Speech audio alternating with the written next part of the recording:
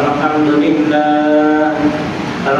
لله نحمده ونستعينه ونستغفره ونعوذ بالله من شرور أنفسنا ومن سيئات أعمالنا من يهد الله فلا مضل له ومن يضلله فلا هادي له ونشهد أن لا إله إلا الله وحده لا شريك له ونشهد أن سيدنا وحبيبنا ومولانا محمدا عبده ورسوله الذي أرسله بالحق بشيرا ونذيرا وداعيا إلى الله بإذنه وسراجا منيرا أعوذ بالله من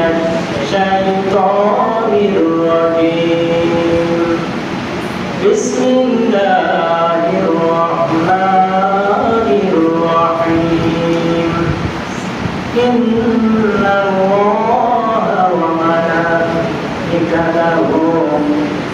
يصلون على النبي يا أيها الذين آمنوا صلوا عليه وسلموا تسليما اللهم صل على سيدنا مولانا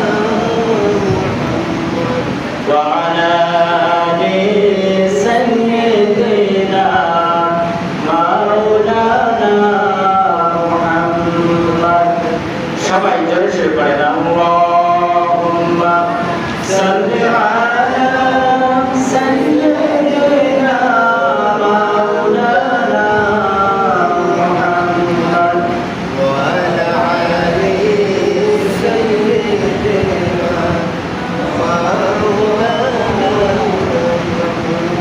পড়েন সবাই বালাগার রওলা বিকামালিহি কাশাফাত দুজা بجماله حسنت جميع خصاله صلوا عليه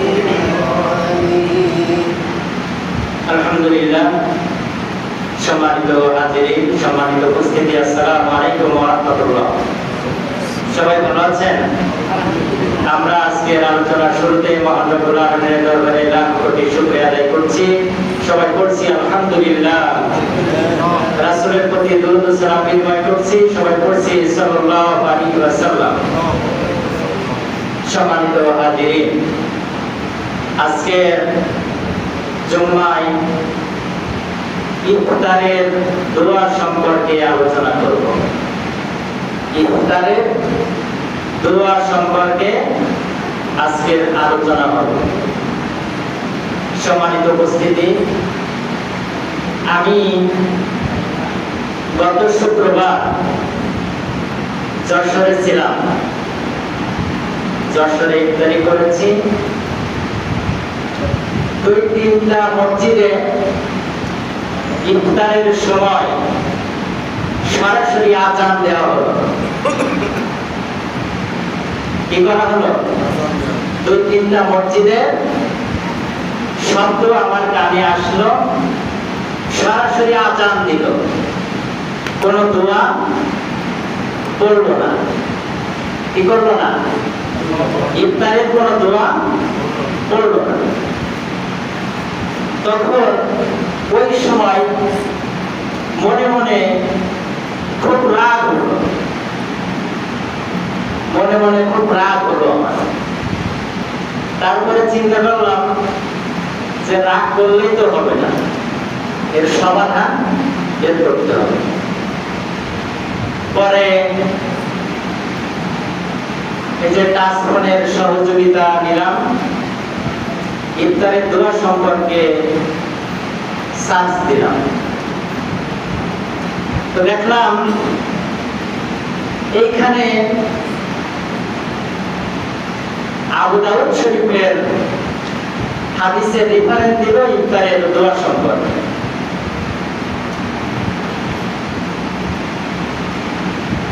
যে নম্বর দিল,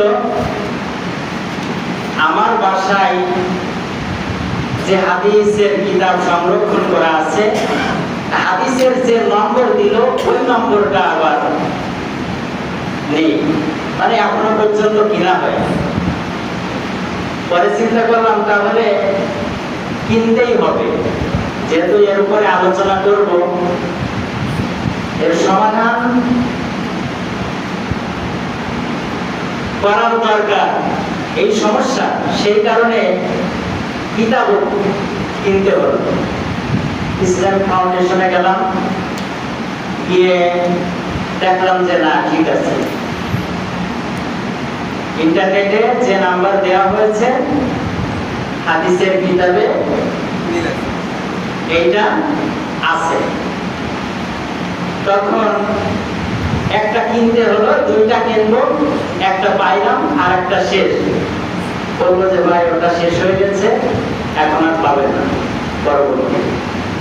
একটা কিনলাম, আরেকটা লাইব্রেরিতে ছিল, ইসলামিক ফাউন্ডেশনের লাইব্রেরি আছে, সেইটা আমি বললাম যে ভাই জম্মায় তো আলোচনা করবো, আপনি একটু সহযোগিতা করেন এই বিষয়ে, অন্তত যেহেতু শেষ হয়ে গেছে, যদি আপনার লাইব্রেরিতে থাকে তাহলে আপনি একটু হেল্প করেন, আমি এটা দেখে একটা ছবি তুলে নিয়ে আমি প্রিন্ট করে দেবো কম্পিউটারের দোকানে।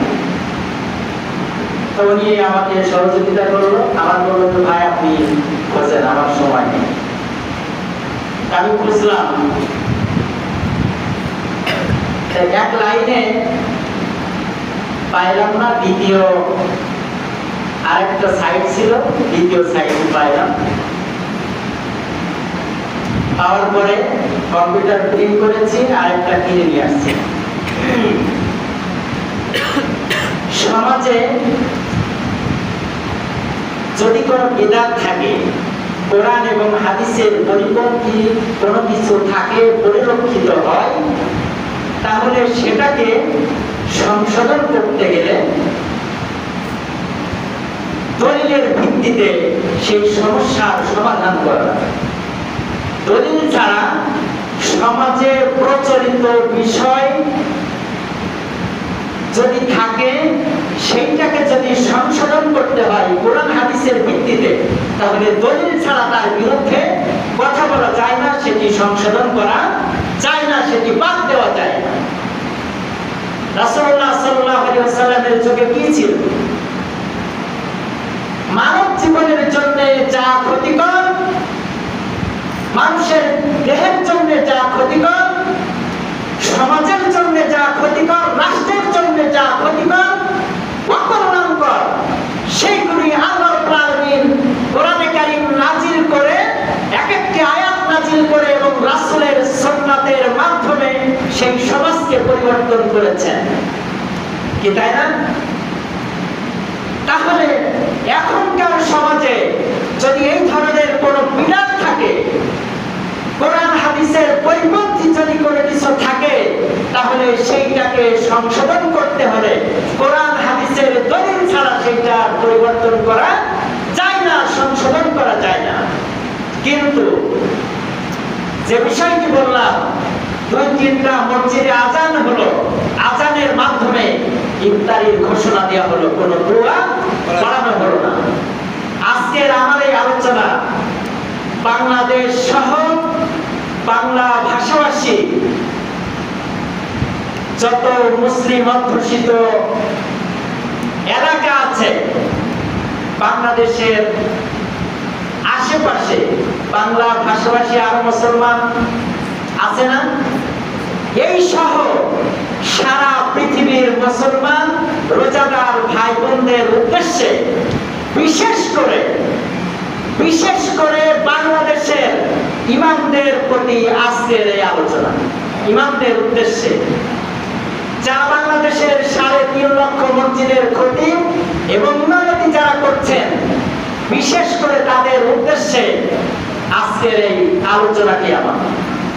সম্মানিত উপস্থিতি, সেই আলোচনাটি কি? এই যে 2-3টা মসজিদে আজানের মাধ্যমে ইফতারের ঘোষণা দেওয়া হলো, এরকম বাংলাদেশের আরো অনেক মসজিদ আছে না, সেইখানে কোনো দোয়া পড়ানো হয় না, সরাসরি আজানের মাধ্যমে ইফতারের ঘোষণা দেওয়া হয়। সম্মানিত উপস্থিতি, তাহলে আমরা যে দোয়াটি বাদ দিলাম, কিসের ভিত্তিতে বাদ দিলাম? আমরা যে দোয়া না করে আজান দিয়ে ইফতারি করলাম, দোয়াটি না পড়লাম কেন? কেন পড়লাম না? এর তো একটা সঠিক জবাব থাকতে হবে, সঠিক একটা দলিল থাকতে হবে, একটি প্রমাণ থাকতে হবে হাদিসে। তা না হলে আপনি এমনিতে একটি দোয়া যা প্রচলিত শত শত বছর ধরে, যে দোয়াটি পড়ে মুসলমানেরা ইফতারি করে, সেই দোয়াটি আপনি দলিল ছাড়া, যেহেতু প্রচলিত আছে সমাজে মুসলমানদের ভিতরে, আপনি দলিল ছাড়া বাদ দিতে পারেন? এটি আপনার দায়িত্ব না, আলেম ওলামাদের দায়িত্ব এটি নয়, ইমাম সাহেবদের, খতিবদের দায়িত্ব এটা নয় যে শত শত বছর ধরে একটি দোয়া প্রচলিত আছে, আপনি দলিল ছাড়া, কোনো আলোচনা ছাড়া এই দোয়াটি বাদ দিয়ে দিলেন। কারণ হচ্ছে আমরা জ্ঞান অর্জন করে যতটা না ইমানদার, মুসলমান অথবা আমলদার, নামাজি, রোজাদার, তার থেকে বেশি হচ্ছে আমরা সোনা মুসলমান। আমরা কি সোনা মুসলমান? এই কারণেই আজকের আমাদের ভিতরে এই সমস্যা পরিলক্ষিত হচ্ছে। সম্মানিত হাজিরিন, এই ইফতারির সম্পর্কে হাদিসে কি এসেছে? ইবনে সালিম আল-মুকাফফা রাদিয়াল্লাহু তাআলা আনহু قال রাআইতু ইবনে উমার ইয়াকবিদু আলা ইহয়াতিহি ফায়াক্তু মা যাদাত আলা আল-কাফি ওয়া ক্বালা কানা an-নাবী সাল্লাল্লাহু আলাইহি ওয়াসাল্লাম ইযা আফতারা قال যাহাবা আয-যামাউ ওয়া তাল্লাতিল উরুক ওয়া সাবাতাল আসরু ইনশাআল্লাহ। এই হাদিসটি এসেছে আবু দাউদ শরীফ 3য় খণ্ড 246 পৃষ্ঠা 2349 নাম্বার হাদিস। আবার বলছি, আবু দাউদ শরীফ 3য় খণ্ড 246 পৃষ্ঠা 2349 নাম্বার হাদিস। এই হাদিসের ভিতরে দুইটা বক্তব্য আছে। একটি বক্তব্য অন্য একটি সাবজেক্টের, আরেক শেষটি হচ্ছে ইফতারের দোয়া সম্পর্কে। দেখেন, এখানে বলা হচ্ছে, ইসহাবী বলছেন কানা নবী সাল্লাল্লাহু আলাইহি ওয়াসাল্লাম ইযা আফতারা, নবী সাল্লাল্লাহু আলাইহি ওয়াসাল্লাম যখন ইফতার করতেন, নবী সাল্লাল্লাহু আলাইহি ওয়াসাল্লাম কি করতেন? যখন ইফতার করতেন, ইযা আফতারা قال নবী সাল্লাল্লাহু আলাইহি ওয়াসাল্লাম তখন বলতেন যাহাবাত জামাউ ওয়া তাল্লাতিল উরুক ওয়া সাবাতাল আসরু ইনশাআল্লাহ। কি বললেন? নবী করিম সাল্লাল্লাহু আলাইহি ওয়াসাল্লাম ইফতারের সময় বলতেন তৃষ্ণা নিবারিত হয়েছে, শিরা উপশিরা পরিতৃপ্ত হয়েছে এবং আল্লাহ চাহে তো বিনিময় নির্ধারিত হয়েছে। ইফতারের সময় কি হয়? যখন ইফতার করা হয় তৃষ্ণা নিবারণ হয়ে যায় না? তৃষ্ণা নিবারণ হয়ে যায়, শিরা উপশিরা পরিতৃপ্ত হয়। যখন পানি খাওয়া হয়, খেজুর খাওয়া হয়, যখন খাবার খাওয়া হয়, তখন শিরা উপশিরা পরিতৃপ্ত হয় এবং আল্লাহ চাহে তো বিনিময় নির্ধারিত হয়েছে। মানে রোজা থাকলে কি হয়? আল্লাহ পুরস্কার দেয় না? আল্লাহ পুরস্কার দান করে, সেই পুরস্কারের কথা বলা হচ্ছে। সম্মানিত উপস্থিতি, এখানে বলা হচ্ছে, আবার বলছি, কানা নবী সাল্লাল্লাহু আলাইহি ওয়াসাল্লাম ইযা আফতারা, ইযা আরবি শব্দ, ইজা আরবি শব্দ, এর মানে হচ্ছে যখন। এর মানে হচ্ছে কি? যখন। তো যখন তিনি ইফতারি করতেন তখন বলতেন যাহাবাজ জামাউ ওয়াক্তাল্লাতিল উরুকু ওয়া সাবাতাল আজরু ইনশাআল্লাহ। এই দোয়াটি কখন পড়তেন নবী সাল্লাল্লাহু আলাইহি ওয়াসাল্লাম? যখন ইফতার করতেন। হাদিস বিশেষজ্ঞ যারা হাদিসের পণ্ডিত, তারা এই হাদিসটিকে সহিহ বলেছেন। কি বলেছেন? এই হাদিসটিকে সহিহ বলেছেন। তাহলে এই দোয়াটি কখন পড়তে হবে? কখন পড়তে হবে?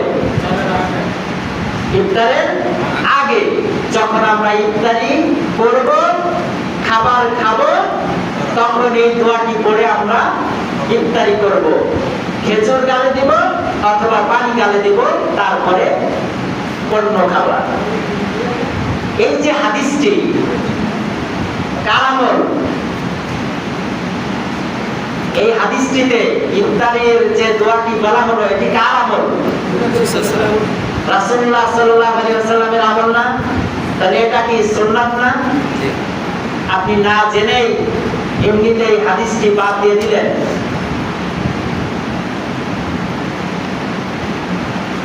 কি বাদ দেওয়া যাবে? এই সুন্নাহ বাদ দেওয়া যাবে? যাবে না। আর একটি হাদিস আছে,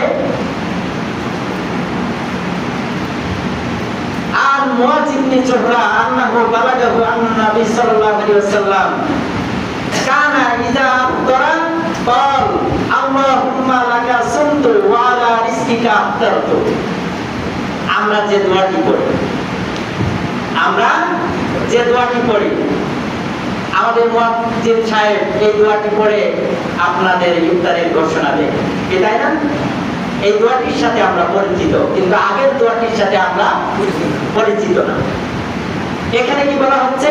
মুআয ইবনে জুহরা রাদিয়াল্লাহু তাআলা আনহু বলেন, নবী সাল্লাল্লাহু আলাইহি ওয়াসাল্লাম, আন্না নবী সাল্লাল্লাহু আলাইহি ওয়াসাল্লাম কানা ইযা আফতারা, নবী সাল্লাল্লাহু আলাইহি ওয়াসাল্লাম যখন ইফতার করতেন, ক্বাল, তখন নবী সাল্লাল্লাহু আলাইহি ওয়াসাল্লাম বলতেন আল্লাহুম্মা লাকা সুমতু ওয়া আলা রিজকিকা আফতারতু।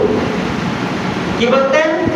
বাংলা অর্থ হচ্ছে, হে আল্লাহ, আমি তোমার জন্য রোজা রেখেছি এবং তোমারই রিজিক দ্বারা ইফতার করছি। কি কথাটি খুব খারাপ? হে আল্লাহ, আল্লাহুম্মা, হে আল্লাহ, লাকা সুমতু ওয়া আলা রিজকিকা আফতারতু, আমি তোমার জন্য রোজা রেখেছি এবং তোমারই রিজিক দ্বারা ইফতার করছি। কিন্তু এইখানে এই হাদিসের একটা দুর্বলতা আছে। হাদিস বিশেষজ্ঞগণ বলছেন এই হাদিসটি দুর্বল। এই হাদিসটি কি দুর্বল? আপনারা তো আরবি বুঝবেন না, আমি বাংলায় বললে হাদিস কিভাবে দুর্বল হয় সেটা আপনারা বুঝবেন। এবং আজকে বাংলাতেই, বাংলা উদাহরণ দিয়ে হাদিস কিভাবে দুর্বল হয় এটি আপনাদেরকে আমি আজকের বলবো। এই হাদিসটি দুর্বল বলেছেন হাদিস বিশেষজ্ঞগণ, কিন্তু বাতিল করেননি। কিন্তু কি করেননি? বাতিল করেননি। আজকের সারা পৃথিবীতে লক্ষ লক্ষ যারা ইমাম আছেন, খতিব আছেন, এই যে আবু দাউদ শরীফ, লক্ষ লক্ষ হাদিস যার মুখস্থ ছিল, যিনি হাদিসের পণ্ডিত ছিলেন, লক্ষ লক্ষ হাদিসের ভিত্তিতে যিনি এই হাদিস আবু দাউদ শরীফ যে হাদিস সংকলন করেছেন, এই ইমাম আবু দাউদের চাইতে বাংলাদেশের উনাদের পরবর্তী সময় থেকে কিয়ামত পর্যন্ত যত ইমাম খতিব আসবেন পৃথিবীতে, তারা কি এই ইমাম আবু দাউদের চাইতে বেশি জ্ঞানী হবেন, পণ্ডিত হবেন? না, কখনো নয়, কখনোই নয়। যাদের লক্ষ লক্ষ হাদিস মুখস্থ ছিল, যারা হাদিস সংকলন করেছেন, হাদিস যাচাই বাছাই করেছেন, তাদের মতো পণ্ডিত পৃথিবীতে আর কিয়ামত পর্যন্ত আসবেন না।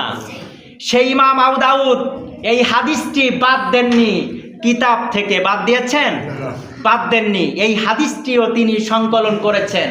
কেন? হাদিস দুর্বল হলেই রাসূলের সুন্নাত দুর্বল হয় না। হাদিস দুর্বল হলেও রাসূলের সুন্নাত, রাসূলের কথা, রাসূলের কাজ দুর্বল হয় না। সেই কারণে এই হাদিসটি তিনি হাদিস শরীফে সংকলন করেছেন। কিভাবে দুর্বল হয় আজকে সেটি আপনাদেরকে উদাহরণ দিয়ে বোঝাবো। সেটি হচ্ছে, গতকালকে তারাবি নামাজের পরে আমি কয়েকটি কথা বলেছিলাম, একটি দোয়ার কথা বলেছিলাম। কি দোয়া? সুবহানাল্লাহি ওয়া বিহামদিহি সুবহানাল্লাহিল আযীম। এই দোয়াটি একবার পড়লে 20 লক্ষ নেকি আমলনামায় লেখা হয়। গতকালকে আমাদের সভাপতি সাহেব যশোরে ছিলেন, মসজিদে তিনি ছিলেন না। গতকাল ছিলেন? গতকালকের আমার এই আলোচনা সভাপতি সাহেব জানেন না। জানেন? জানেন না। আজকে এখন বললাম তাই জানেন। এখন আমাদের মুয়াজ্জিন সাহেব ছিলেন, সভাপতি সাহেব আজকে এসেছেন। আজকে যদি আলোচনা না করতাম, যদি জিজ্ঞাসা করতেন কালকে কি হয়েছে, কিভাবে তারাবি পড়া হয়েছে, মুয়াজ্জিন সাহেবের কাছে যদি জিজ্ঞাসা করতেন, তখন মুয়াজ্জিন সাহেব বলতেন যে ইমাম সাহেব এই আলোচনা করেছিলেন। তা ওনার তো জানা ছিল না, উনি তো সরাসরি আমার মুখ থেকে শোনেননি। কার কাছ থেকে শুনলেন? মুয়াজ্জিনের কাছ থেকে। মুয়াজ্জিনের কাছ থেকে শুনলেন। আল্লাহ যদি হায়াত দারাজ করেন 70 বছর, 80 বছর, 90 বছর, যখন 60 বছর, 70 বছর বয়স হবে, অথবা আরো 10 থেকে 15 বছর, 20 বছর পরে যদি উনি কারোর সাথে, কারোর সামনে যদি এই হাদিসটি আলোচনা করেন যে এমন একটি দোয়া আছে, যদি তোমরা এই দোয়াটি পড়ো তাহলে তোমাদের আমলনামায় 20 লক্ষ নেকি লেখা হবে। কত বছর পরে? 20 বছর পরে। তা যারা শুনলেন ওনারা বললেন, আচ্ছা তুমি যে বললে যে এই দোয়াটি পড়লে 20 লক্ষ নেকি হবে, তা তুমি কার কাছ থেকে শুনেছিলে? তখন আজকের থেকে আরো 20 বছর পরের কথা। উনি ওই সময় বললেন, ওনার আর মনে নেই কার কাছ থেকে শুনেছেন। ওনার কি নেই? মনে নেই যে কার কাছ থেকে সরাসরি শুনেছেন। 20 বছর পরে যারা জিজ্ঞাসা করলো যে তুমি কার কাছ থেকে শুনেছো, উনি বললেন আমাদের ইমাম সাহেব এই কথাটি বলেছিল, এই হাদিসটি আলোচনা করেছিল। আসলে কি গতকাল রাতে উনি আমার কাছ থেকে শুনেছেন? 10 বছর পরে, 15 বছর পরে, 20 বছর পরে উনি ভুলে গেছেন যে এই হাদিসটি উনি মুয়াজ্জিনের কাছ থেকে শুনেছিলেন, কিন্তু বলার সময় তিনি বলেছেন ওনার মনে নেই, তাই বলেছেন যে ইমাম সাহেবের কাছ থেকে শুনেছি। আমি যে হাদিসটি বলেছি, এই হাদিসটি দুর্বল না ওনার স্মরণ শক্তি দুর্বল? হাদিস কি জাল না ওনার স্মরণ শক্তি দুর্বল? হাদিস তো সঠিক, কিন্তু ওনার যে স্মরণ শক্তি, উনি শুনেছেন একজনের কাছ থেকে আর বলে দিয়েছেন আরেকজনের কথা, ইমাম সাহেবের কথা। হাদিস দুর্বল হয় এইভাবে। সাহাবীরা রাসূলের কাছে হাদিস শুনেছেন, রাসূলের সান্নিধ্য পেয়েছেন, তার কাজকর্ম দেখেছেন, কথা শুনেছেন। কারা? সাহাবীরা। সাহাবীদের পরবর্তী সময় যারা ছিলেন, সাহাবীদের ইন্তেকালের পরে অথবা জীবদ্দশায় এরকম সময় যখন বর্ণনা করেছেন এই হাদিসগুলি, তখন একজন সাহাবী এভাবেই, ওনার যেরকম স্মরণ নেই, স্মরণ ছিল না, এভাবে ওই সাহাবী হাদিস বর্ণনা করার সময় বলেছেন আমি রাসূলের কাছ থেকে শুনেছি। কার কাছ থেকে শুনেছি? কিন্তু আসলেই তিনি রাসূলের কাছে ছিলেনও না, ওই হাদিসটি রাসূলের কাছ থেকেও শোনেননি। কিন্তু রাসূল যে কথাটি বলেছিলেন সেই কথাটি কি দুর্বল? না, ওই সাহাবীর মনে নেই, স্মরণ শক্তি দুর্বল হয়ে গেছে, তাই হাদিসটি দুর্বল হিসাবে আখ্যা দিয়েছে, দুর্বল হিসাবে আখ্যা দিয়েছে, কিন্তু রাসূলের কোনো হাদিস দুর্বল নয়, রাসূলের কোনো কথা দুর্বল নয়, রাসূলের কোনো কাজ দুর্বল নয়, এটি সরাসরি আল্লাহর পক্ষ থেকে। রাসূল যে দোয়াগুলি বলেছেন এই দোয়াগুলিও কার পক্ষ থেকে? আল্লাহর পক্ষ থেকে, কিন্তু সেইটি কোরআনে বর্ণিত হয়নি, রাসূলের মুখ দিয়ে আল্লাহ রাব্বুল আলামিন বর্ণনা করিয়েছেন। কার মুখ দিয়ে? রাসূলের মুখ দিয়ে এই দোয়াগুলি বর্ণনা করেছেন, যেগুলি কোরআনের ভিতরে সংশ্লিষ্ট আয়াত হিসেবে আসেনি। এই দোয়াগুলি আল্লাহর পক্ষ থেকে। যাই হোক, সম্মানিত উপস্থিতি, যে সমস্ত আজকের আলোচনা বলেছি ইমাম সাহেবের উদ্দেশ্যে, ইমাম সাহেবদের উদ্দেশ্যে এবং খতিবদের উদ্দেশ্যে, আপনারা যদি এই হাদিসের এই সুন্নাহকে বাদ দিতে চান, আমার অনুরোধ থাকবে আপনারা বাদ দিয়েন না। আমার আলোচনা, আমার বিশ্লেষণ, হাদিসের বিশ্লেষণ যদি ভুল হয়, আমার আলোচনা যদি সঠিক না হয়, এই হাদিস ইফতারের এই দোয়া সম্পর্কে আমি যে রেফারেন্স দিয়ে দিলাম, এই পরবর্তী হাদিসটি এসেছে একই কিতাবে আবু দাউদ শরীফের 3য় খণ্ড 247 পৃষ্ঠা 2350 নম্বর হাদিস। আমার এই ব্যাখ্যা, আমার এই বিশ্লেষণ, আমার এই উদাহরণ যদি ইমামদের খতিবদের যদি পছন্দ না হয়, আমার আলোচনা যদি ভুল হয়, আমার রেফারেন্স ধরে আপনারা কিতাব সংগ্রহ করুন, এই হাদিসটি সংগ্রহ করুন, মুসলিম জাতির সামনে পেশ করুন, যারা নামাজি, যারা রোজাদার, তাদের সামনে পেশ করুন। বিদআত তাড়াতে গিয়ে সমাজ থেকে সুন্নাত উৎখাত করেন না, এইটি আমার অনুরোধ। আপনারা হয়তো বলবেন ইফতারের আগে কোনো দোয়া নেই, এটি বিদআত, তাই আমরা বাদ দিয়েছি, তাই তো? এই বিদআত তাড়াতে গিয়ে সুন্নাত বর্জন করা শুরু করে দিয়েছে শুধুমাত্র জ্ঞানের অভাবে। সম্মানিত উপস্থিতি, যখন নবী সাল্লাল্লাহু আলাইহি ওয়াসাল্লাম কানা ইজা আফতারা, নবী সাল্লাল্লাহু আলাইহি ওয়াসাল্লাম যখন ইফতার করতেন তখন এই দোয়াটি পড়তেন। তাহলে ইফতারি করার সময় তো নবী সাল্লাল্লাহু আলাইহি ওয়াসাল্লাম এই দোয়াটি পড়ছেন, আর আপনারা হাদিস না জেনে, না বুঝে, না খোঁজ করে আপনারা বাদ দিয়ে দিচ্ছেন। এটা দুঃখের বিষয়, এটি চরম হতাশার বিষয় মুসলমানদের জন্য, রোজাদারদের জন্য, ইমানদারদের জন্য। সম্মানিত উপস্থিতি, আজকে বলবেন যে মাইকে ঘোষণা দেওয়ার তো কোনো দরকার নেই, যারা যারা ইফতারি করবে মাইকে ঘোষণা দেওয়া এটা বেদাত। আপনারা বললেন, আচ্ছা মেনেই নিলাম, যদি আপনাদের মাইকে ঘোষণা দেওয়ার যদি বিদআত হয়, তাহলে আপনারা মুসলিম জাতির সামনে পেশ করুন, যে আপনাদের মুখস্থ করিয়ে দিক, যারা রোজাদার তাদেরকে মুখস্থ করিয়ে দিক জুম্মার আলোচনায়, তারাবির সময়, ইফতারের সময়। কি ঠিক বলছি কিনা? যদি মাইকে ঘোষণা দেওয়া এই দোয়াটি পড়ানো যদি বিদআত হয়, তাহলে আপনারা যারা রোজা রয়েছে তাদেরকে মুখস্থ করিয়ে দেওয়ার ব্যবস্থা করেন, তারা নিজেরা পড়বে, অথচ তারা মুসলিম জাতি তো জানেই না যে এই দোয়াটি ইফতারের সময় পড়তে হয়। সম্মানিত উপস্থিতি, আজকের বাংলাদেশের প্রেক্ষাপটে যারা শিক্ষিত মহিলারা থাকে শহরে, মহিলাদের কথা বলছি, যারা শিক্ষিত, জেনারেল শিক্ষায় শিক্ষিত, যারা শহরে মহিলারা যারা রোজা থাকে, রোজাদার, তাদেরকে এই দোয়াটি মুখস্থ আছে? শিক্ষার অভাবে, জ্ঞানের অভাবে আমাদের গ্রাম অঞ্চলে যে সমস্ত মহিলারা থাকে বাড়িতে, তাদেরকে এই দোয়াটি মুখস্থ আছে? আছে কারণ মুখস্থ? এই যে সহিহ হাদিসের কথা যেটা বললাম, এটি তো আমার মুখস্থ নেই। এই যে আজান দিল না কেন, আমার মাথায় যখন রাগ ঢুকলো, এই রাগের ভিত্তিতে আমি এই হাদিস খুঁজে বের করেছি। আমি তো বাদ দিয়ে দিইনি।